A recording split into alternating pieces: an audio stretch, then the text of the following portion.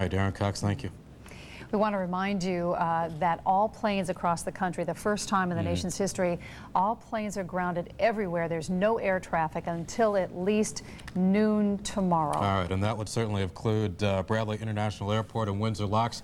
That's where News Channel 8's Jody Latina is right now. She's been there for the balance of the day. What's going on up there, Jody? Well, Keith, it's been clear here for about 7 hours now, nothing going in or out. The only planes that we did see were actually helicopters, and those were from the National Guard. Those took off shortly after 11 this morning. That was after they announced that they would be telling folks to get their baggage, to get back off the plane. Some were on the tarmac ready to go.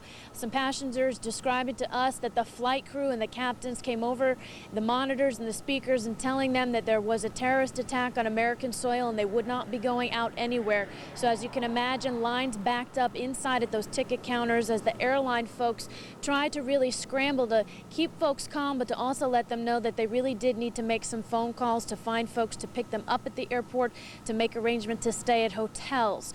And also, they're not allowing anyone really near the airport. We've been pushed about a half a mile away from the main terminal. They've got state police troopers at the entrances. There were bomb-sniffing dogs earlier, and anyone that might have business at the airport is being asked to show a photo ID. Again, a heightened sense of security. No airport planes coming in or out, and that remains the status quo across the nation. Back to you. All right, Jody, thank you. All right, we want to remind you hotline numbers are being set up to find out about friends or relatives that may have been involved in the attacks. This is so hard to sort out, and obviously the lines are going to be jammed. The first one, American Airlines, 1-800-245-0999. That's right. United Airlines set up a hotline number as well. It also is toll-free, 1-800-932-8555. The American Red Cross has set up a crisis number. It is 1-877 Red Cross. There's also a local number, area code 203-787-6721.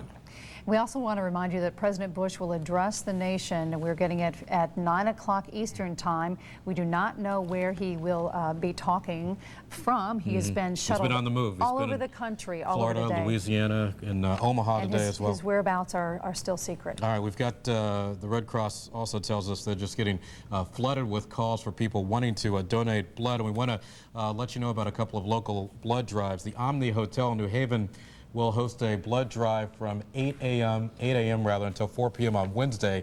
And you can call area code 203-974-6801 to make an appointment there. New Haven Hospital also holding a blood drive from Wednesday at 7 a.m. It'll last until 4:45 p.m.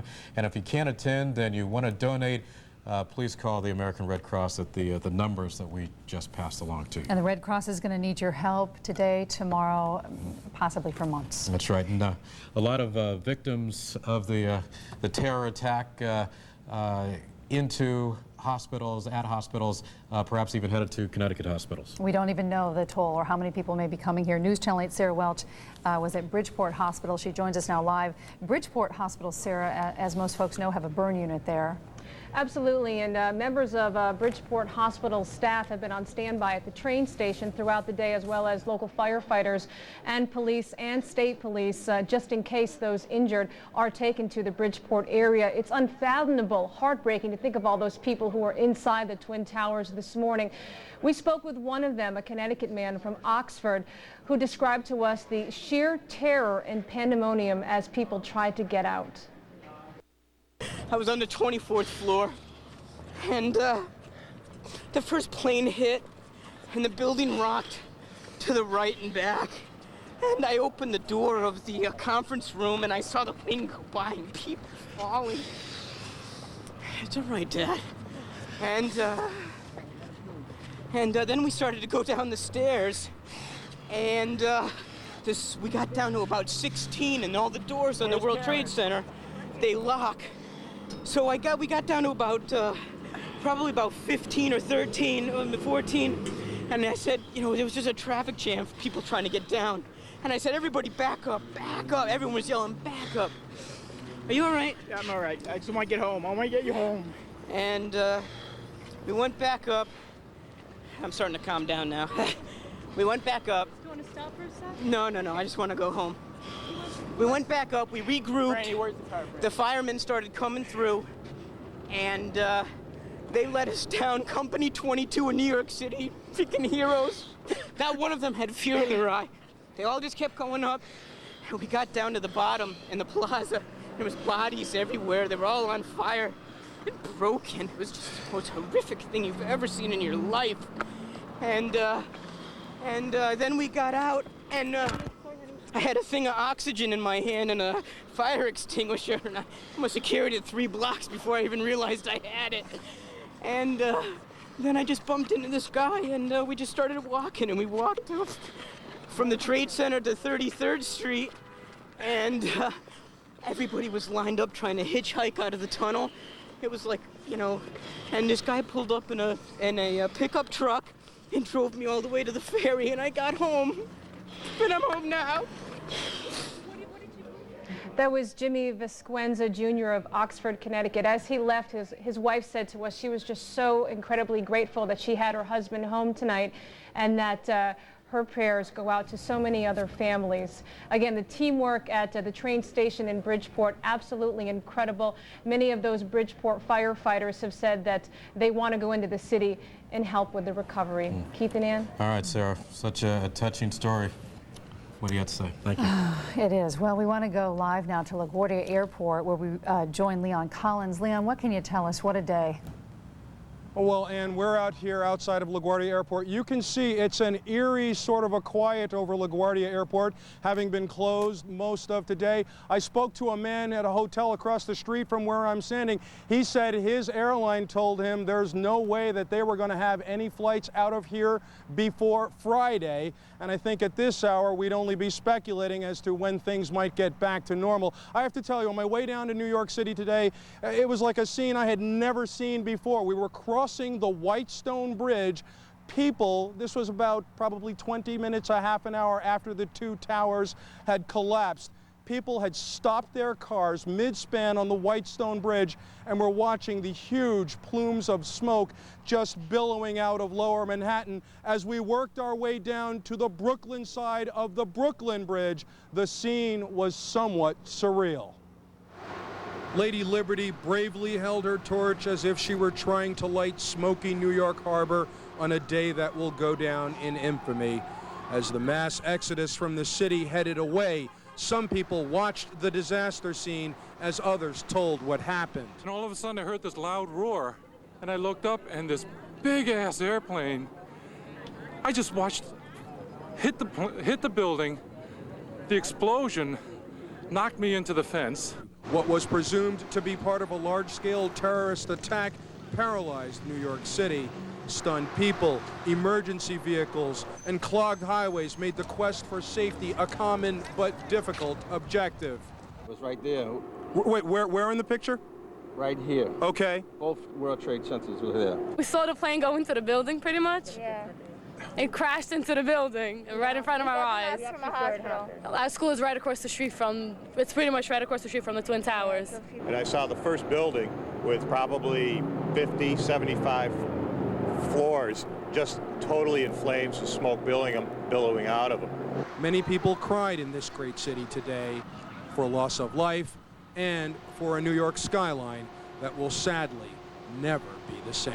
We ran for our lives because everything was just coming right at us. The smoke, debris. I've never seen anything like it. There are bodies everywhere, debris. It's horrible.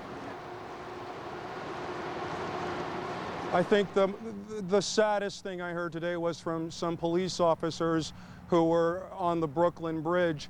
And from the time that the planes crashed into the towers to the time that they collapsed, a lot of rescue workers, firefighters, police, many other types of New York City people were inside those buildings.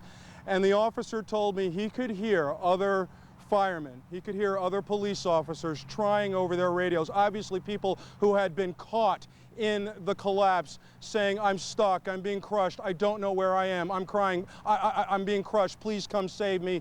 It was just sad, he told me, for him to stand there and not to be able to help. his brother, firefighters, police. On a day like today, they're all brothers. We now go to my colleague. Well, first we'll go back to the anchors. Ann and Keith, back to you. Just a horrible scene down here in New York City. There's no way to describe it, Leon. Just no way. All right, we've just got this in from the Associated Press, and the AP is reporting the Greyhound bus has canceled all of its service throughout the Northeast. The bus company Greyhound has also closed all of its terminals in the Northeast within 1 mile of any federal office building. So again, Greyhound reacting as well. Greyhound shutting down service in the Northeast and terminals being closed anywhere near a federal office building within 1 mile. What we begin to realize now is that America is paralyzed tonight. None of us have seen anything like this. The airports are shut down. The buses are shut down, especially in the Northeast area. We're checking on Amtrak to see. It is really unimaginable what is happening right now. And as we speak, the capital of Afghanistan is under fire. That is the nation that gives a home to a terrorist, Osama bin Laden. Although he is saying that he had nothing to do with the attacks, the capital outside of Afghanistan is under attack. Now, 2 of the commercial planes that were involved in these terror attacks came out of Logan International Airport in Boston early this morning. That's where News Channel 8's Ken Pierce is this evening. Ken? Good evening, Keith. And now that we turn our attention to the investigation into how this happened, why the World Trade Center was the target, and who is responsible for it, Boston's Logan Airport has to be ground zero for federal authorities. It's still speculation, of course, but it seems like a pretty good bet at this point that somehow hijackers got on board 2 planes this morning, American Airlines Flight 11 and United Airlines Flight 175. The planes took off within 15 minutes of each other and crashed into the World Trade Center 18 minutes apart, killing all 157 people aboard and who knows how many others on the ground. Right now, Logan is basically deserted. Take a look at some pictures that were taken not too long ago, and you can see that, as with all airports around the country, no planes have been allowed to land or take off here today since mid-morning. Unlike most other airports, however, Logan is now the scene of an intense federal investigation to see if and how security was breached. The head of security for the Massport Authority described how the security system works and who is responsible. It's a system that we have in place where there are various security responsibilities shared by the airport and by the air carriers under the direction of the FAA. The actual operation of the security checkpoint is an airline responsibility. Now, there were, of course, many additional questions.